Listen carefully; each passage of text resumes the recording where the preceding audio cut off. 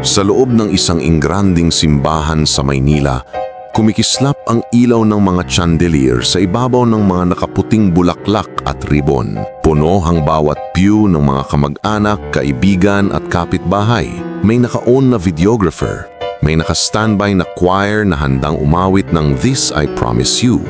Sa harap, nakatayo ang groom na si Miguel Santos. Nakaitim na suit, maamo ang mukha pero bakas sa mga mata ang kaba. Sa tabi niya ang pari, si Father Carlos. Hawak ang misal, nakangiting nakatingin sa aisle. Nagbubukas na ang pinto ng simbahan. Dahan-dahang pumasok ang bride. Si Lian Cruz, 27 taong gulang, nakasuot ng simpleng pero elegante na lace gown. Mahigpit ang hawak niya sa bouquet ng puting rosas habang naglalakad sa pulang carpet kasabay ng malumanay na tugtog ng piano. Sa bawat hakbang, ramdam niya ang mga matang nakatitig, ang mga bulong ng paghanga. Ito na yon, sabi niya sa sarili. Ito na yung buhay na pinangarap ko. Wala nang magpapaiyak sa akin tulad noon. Wala nang iiwan. Sa dulo ng aisle, nakangiti si Miguel. Para bang wala nang ibang tao sa simbahan kundi silang dalawa. Nang marating ni Lian ang harap, marahang inabot sa kanya ng ama ang kamay niya, saka inilipat kay Miguel. Nagtagpo ang kanilang mga tingin. Handa ka na? Bulong ni Miguel. Mas handa pa sa thesis defense. Biro ni Lian kahit ramdam niya ang panginginig ng boses. Napangiti si Miguel. Tumayo silang magkatabi sa harap ni Father Carlos habang ang mga bisita'y tahimik na nakikinig. Mga kapatid, narito tayo ngayon upang saksihan at pagpalain ang pag-iisang dibdib ni na Miguel Santos at Lian Cruz. Umalingaw-ngaw ang boses niya sa buong simbahan. Maaliwalas ang lahat, walang senyales na may mangyayaring kakaiba. Hanggang sa bumukas muli ang pinto sa likod. Isang dalagita, mga 19 na taong gulang, nakadilaw na dress, namumugto ang mata ang biglang tumakbo papasok sa gitna ng kasal. Hawak niya ang isang gusot na sobre, nanginginig ang kamay. Sandali lang, sigaw niya, halos punit ang boses. Napalingon ang lahat, napatigil ang choir, ang videographer biglang ni-zoom ang kamera, ang mga bisita sabay-sabay na napabulong. Sino yun? Bakit umiiyak? Baka ex yan. Si Father Carlos napakunot ang noo. Iha, maselang ang oras na ito. Anong kailangan mo? Halos madapa ang dalagita sa pagmamadali habang lumalapit sa altar. Tumigil siya mismo sa harapan ni Miguel no humarang sa pagitan ng groom at ng bride. Ang mga luha na ay tuloy-tuloy na bumabagsak. Kuya, bulong niya basa ang boses sa paghikbi. Hindi ka pwedeng magpakasal mayon. Parang binuhusan ng malamig na tubig si Lian. Kuya! Napatingin siya kay Miguel. Nakita niyang nanigas ang panga nito. Ang mga mata biglang nangitim para bang may biglang naalalang matagal ng tinatakasan. Kayla! Utal ni Miguel. Bakit ka nandito? Lalong lumakas ang bulungon sa simbahan. May kapatid pala siya? Bakit di naman lang nabanggit sa amin ni Lian? Si Lian parang unti-unting pinupunit ang puso. Kayla, ni isang beses hindi nabanggit sa kanya ni Miguel ang pangalang iyon. Anak, lumabas ka muna. Sambat ng isang babaeng naka-green dress sa gilid. Kilala ni Miguel na isa sa mga tita ni Kayla. Pero uminil ang dalagita. Hindi na po pwede, tita. Umiiyak na sagot ni Kayla. Huli na ang lahat kung hindi ko sasabihin ngayon.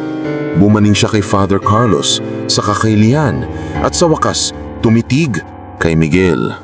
Inutusan akong ibigay ito sa'yo bago ka mag-aido. Wika niya, sabay inangat ang gusot na papel.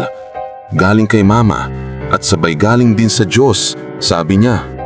Namilog ang mata ni Miguel. Si Mama? Nasaan siya? Hindi sumagot si Kayla.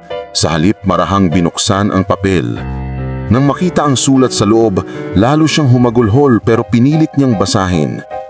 Miguel, kung binabasa mo to, ibig sabihin itinuloy mo pa rin ang kasal na hindi mo sinabing may asawa ka na. Halos sabay-sabay na napahangga ang lahat ng tao sa simbahan. Si Father Carlos napatigil sa paghinga. Lian nanginginig ang kamay halos mabitawan ng bouquet. Si Miguel namutla. Hindi yan totoo. Mabilis na depensa ni Miguel pero halatang nanghihina. Kuya, ako mismo ang nagbantay kay mama habang isinusulat to. Sigaw ni Kyla, halos mabasag ang boses niya. Tahimik ang buong simbahan. Bawat salita ng dalagita tarang martilyong bumabagsak sa hig. Bago natin ipagpatuloy ang kwentong ito, paki-comment sa ibaba kung saang probinsya kayo nanonood. 4 na buwan bago ang kasal, sa isang maliit na bayan sa probinsya, nakahiga sa lumang kama ang babaeng may maputlang mukha. Si Joanne, 37 anyos, may payat na katawan, nakaturok ang suwero sa braso. Sa tabi niya, nakaupo si Kyla, ang nag-iisang anak niya. Hawak ang maliit na electric fan na nakatutok sa mukha ng ina. Ma, gusto mo po bang buksan ko yung radyo? Tanong ni Kyla, pinipigilang umiyak. Ngumiti si Joanne ng bahagya. Hindi na anak, mas gugustuhin marinig ang boses mo. Ma, nag-aalinlangan si Kyla. Tatanungin ko lang po ulit ha, sigurado ba kayo na ayaw niyong tumawag kay Kuya Miguel? Baka gusto niyong makausap kayo. Natigil si Joanne. Sa loob-loob niya, ilang ulit na niyang tinanong ang sarili niyan. Pero sa tuwing maaalala niya ang gabing iniwan sila ni Miguel, dala ang pangakong babalikan sila pero hindi na bumalik. Parang nagbubukas ulit ang lumang sugat. Masyado nang huli para doon. Mahina niyang sagot. May sarili na siyang buhay ngayon. May bago na siyang mahal. Paano niyo po alam? Tanong ni Kyla. Kinuha ni Joanne ang lumang cellphone. Binuksan niya ang gallery. Ipinakita kay Kyla ang screenshot ng Facebook post na pinakita sa kanya dati ng kapitbahay. Isang larawan ni Miguel at ni Lian magkahawak kamay. May caption na, "She said yes, soon to be Mrs. Santos." Kita mo yan? Bulong ni Joanne. Yan ang buhay na minsan ko ring pinangarap kasama niya. Pero hindi na akin yan, anak. Pero ma, paano yung kasal niyo? Halos pabulong na tanong ni Kyla. Legal po yun, di ba? Hindi pa po kayo anad. Ibig sabihin, kasal pa rin kayo. Mahinang tumanggo si Joanne, may luhang tumulo. Oo anak, sa mata ng batas at sa harap ng simbahan, asawa ko pa rin siya. Pero sa puso niya, matagal na niyang kami iniwan. Natigil si Kyla. Ma, kung kasal pa rin kayo, ibig sabihin, hindi siya pwedeng magpakasal sa iba, di ba? Hindi agad sumagot si Joanne. Sa halip, tumitig siya sa kisame. Pinipigilang humikbi. Anak, ayokong sirain ang buhay ng kahit sinong babae. Ayokong maging dahilan ng paghinto ng kasal ng iba. Pero ayoko ring hayaan kang lumaki sa kasinungalingan na tanggap ko na yun. Tumalikod siya. May hinugot mula sa ilalim ng unan. Isang maliit na envelope. Ito ang marriage certificate namin. Pinirmahan namin to sa harap ng pari. May mga ninong, ninang at saksi. Hindi ito kwentong gawa-gawa lang. Nanginginig na inabot ni Kyla ang dokumento. At ito naman, dagdag ni Joanne, sabay kuha ng blankong papel. Ang sulat na ipapadala mo sa kanya sa araw mismo ng kasal niya kung sakaling hindi naman ako umabot. Ma, huwag po kayo magsalita ng ganyan, naiyak si Kyla. Pero hindi na napigilan ni Joanne ang mga salitang gustong kumawala. Sabi ko, hindi kita pinapapunta para sirain ang buhay niya. Pinapapunta kita para ipaalala sa kanya ang buhay na minsan niyang pinangako. Kung gusto niyang tuloy ang kasal, kahit na alam na niya, nasa kanya yun. Pero hindi na pagkatapos na hindi niya alam. Umupo siya ng bahagya, kahit hirap, at simulang magsulat. Miguel, kung binabasa mo to, malamang ay hindi na kita naabutan. Hindi ko ito ipinapadala para bawiin ka. Ipinapadala ko to para ipaalala sa iyo ang totoo. May anak kang si Kyla na araw-araw umaasang babalikan mo siya. May kasal tayong hindi pa nabubura at may Diyos na nakakaalam kung ibang beses kitang pinatawad. Hindi kita kinamumuhian, Miguel, pero hindi ko rin kayang manahimik habang may isa pang babaeng tatali sa iyo nang hindi alam ang buong kwento. Sinelyuhan niya ang sobre. Pinasulat kay Kyla ang address ng simbahan na nakuha nila mula sa Facebook event ng kasal. Kyla, mahina niyang bilin. Kapag dumating ang araw na yon at kung sakaling wala na ako, ikaw na ang bahala. Sabihin mo sa kanya ang totoo. Hindi mo kasalanan kung ano man ang maging desisyon nila. Ang kasalanan, doon sa taong umalis at nagkubli. Umiyak si Kyla. Yumakap ang ina. Sa puso niya, ayaw niyang makita pang masaktan ng Kuya Miguel na minsan ding nag-aruga sa kanya noong bata pa siya, pero ayaw din niyang makita ang mama niyang namamatay, dala-dala pa rin ang bigat ng isang kasal na itinakwil. Balik tayo sa simbahan. Nakatayo si Kyla sa harap ni Miguel, hawak ang sulat na yun, nanginginig. Kuya, tuloy niya sa pagbabasa. Hindi kita kinamumuhian, sabi ni Mama. Pero kung itutuloy mo to na parang walang nangyari, ikaw na ang may kasalanan nun. Hindi na ako, hindi na si Kyla, hindi na yung babaeng pakakasalan mo. Pagkatapos niyang basahin, halos mahulog ang papel sa kamay niya. Ang mga bisita, hindi makapaniwala sa narinig. Si Father Carlos napakapit sa dibdib. Miguel, totoo ba yan? Seryoso niyang tanong. May kasal ka na ba? Hindi mo to binanggit sa pre-marriage interviews. Hindi makatingin si Miguel sa pari. Sa halip, napasulyap siya kay Lian, ang bride na nakaupo pa sa gilid, hindi makagalaw, nanginginig, nakatitig sa kanya na parang estranghero na ngayon. Miguel? Mahina pero matalim ang boses ni Lian. Sasabihin mong kasinungalingan yan? Humigop ng hangin si Miguel, parang sinasakal. Tumingin sa dalagita, sa papel, sa pari at sa bride na mahal niya. Father, Lian, hindi ko na kayang magtago. Sa wakas niya sabi, totoo, kasal na ako kay Joanne at ama ako niya Kyla. Parang may pumutok na bomba sa loob ng simbahan. Sumigaw ang ilan. Ang iba napapikit ang taming mata. Ang iba, nag-ay Diyos ko. Si Lian naman, nakaramdam ng matinding hilo. Parang gumuguho lahat ng binuo niya. Bakit, Miguel? Umiyak sa tanong siya. Bakit sa lahat ng dapat mong sinabi sa akin, ito pa ang itinago mo? Lumapit si Miguel pero bahagyang hinarangan si Father Carlos. Sa ilalim ng batas ng simbahan, hindi ko pwedeng ituloy ang kasal na ito. May existing marriage ka pa. Hindi simpleng kasalanan ito.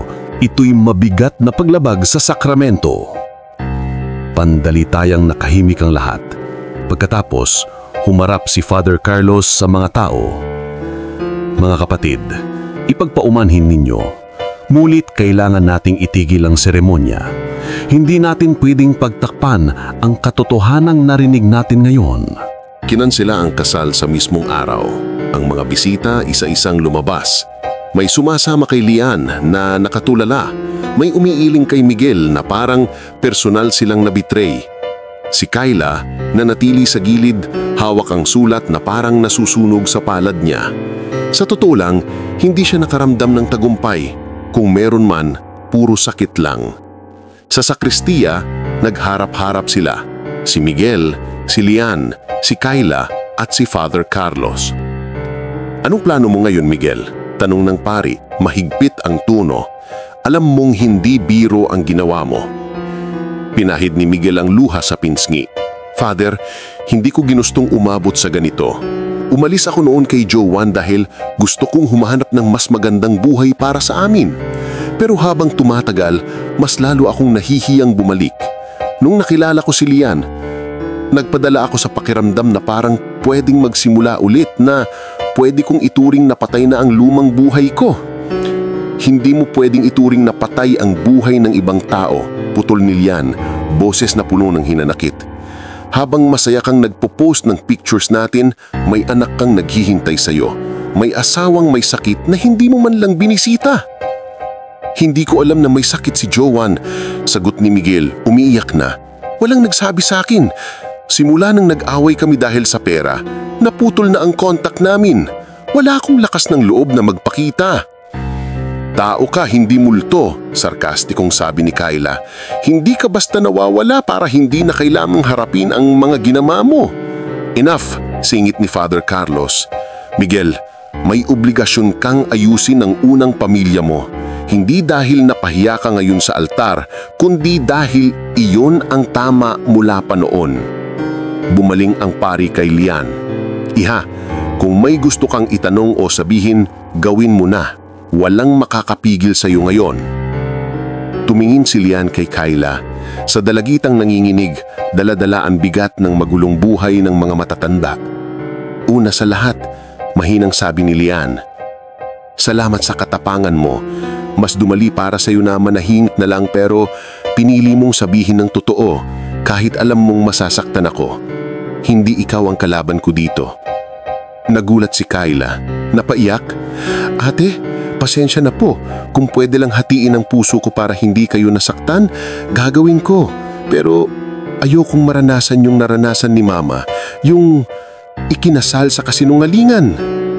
Ngumiti ng mapait si Lian. Wala kang dapat ihingi ng tahuad. Bumaling siya kay Miguel. Sa'yo ako may tanong. Kung sakaling hindi dumating si Kyla, itutuloy mo ba to? Magpapanggap ka bang wala kang anak? Na patay na ang lumang buhay mo? Hindi nakasagot si Miguel. Ang katahimikan niya ang sapat ng sagot.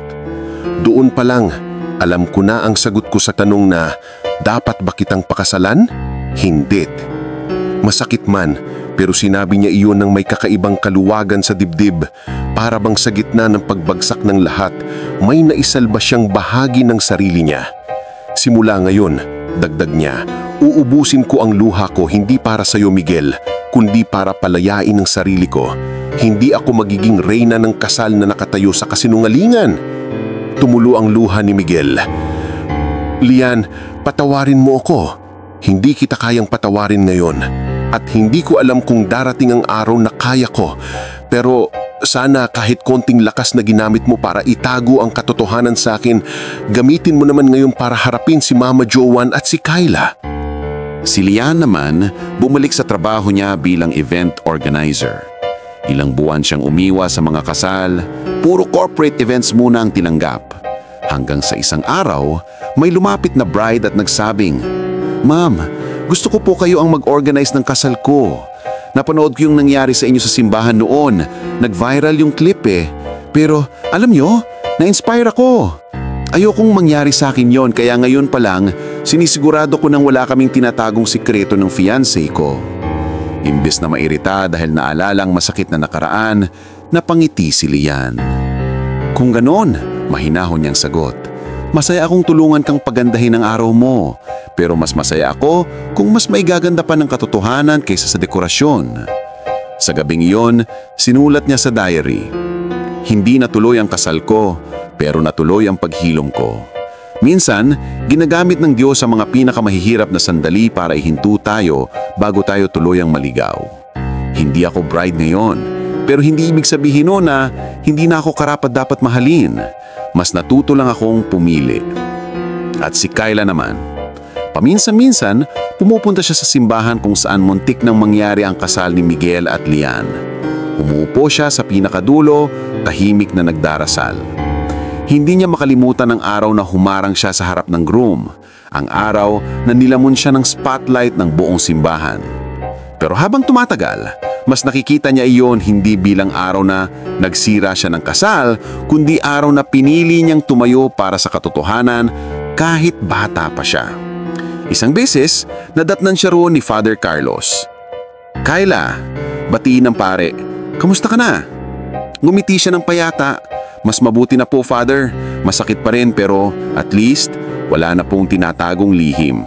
Alam na po naming lahat kung sino talaga si Kuya Miguel, si Mama, si Ate Lian, at kung sino ako. At sino ka nga ba, Kayla? Tanong ni Father Carlos, nakingiting ng aalalay. Ako po si Kayla, hindi lang anak ng lalaking nagkamali kundi anak ng Diyos na pwedeng pumili ng mas tamang landas. At kung sakaling magmamahal ako balang araw, sisiguraduhin kong walang sulat na haharang sa gitna ng kasal ko. Natawa si Father Carlos pero may luha sa gilid ng mata niya. Mabuti, dahil sapat na ang isang kasal na napigilan ng kasinungalingan para paalalahanin tayong lahat na ang pagsasama na hindi nakatayo sa katotohanan, babagsak din. Salamat sa pagsama sa amin sa kwento ni na Kayla, Miguel, Lian at Joan. Isang paalaala na kahit ang pinakamasayang okasyon tulad ng kasal ay pwedeng maging lugar ng matinding paghinto kung hindi natin hinarap ang katotohanan. Kung ang kwentong ito ay nakaantig sa puso mo, huwag kalimutang i-like at i-share sa iyong pamilya at mga kaibigan. Baka may kakilala kang nagtatago pa rin ng malaking lihim sa isang relasyon at kailangan lang marinig na mas mabuting masaktan sa katotohanan ngayon kaysa mabuhay sa kasinungalingan habang buhay. At kung hindi mo pa nagagawa, mag-subscribe ka na sa aming channel para sa mas marami pang kwento ng pag-ibig, katotohanan at pagputol sa mga siklo ng kasinungalingan na sumisira sa pamilya. Maraming salamat sa pakikinig at sana'y muli namin kayong makasama sa susunod na episode. Tandaan, ang tutoy na I do ay hindi lang sa harap ng altar, kundi sa pang-araw-araw na pagpili ng katapatan kahit mahirap.